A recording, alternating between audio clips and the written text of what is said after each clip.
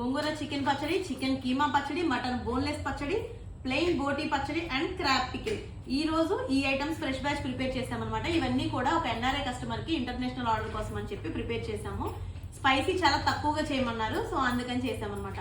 ఈ చికెన్ కీమా వచ్చేసి చికెన్ పచ్చడిలో ముక్కలు అయితే చాలా మంది నవ్వలేరు కదా, సో అందుకని చికెన్ కీమా కూడా పచ్చడి పడతాము. స్పైసీ తక్కువ ఉంటది ఎప్పుడు.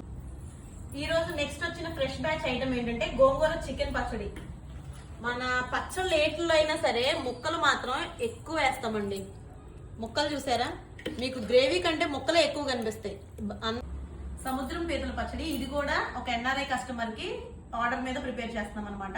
ఇదైతే స్టాక్ లేదండి, జస్ట్ చెరువు పీతలు మాత్రమే ఉన్నాయి. ఇప్పుడు బోట్స్ ఆపేశారంట, సో ఇంక రేపటి నుంచి రావండి ఇవని చెప్పారు.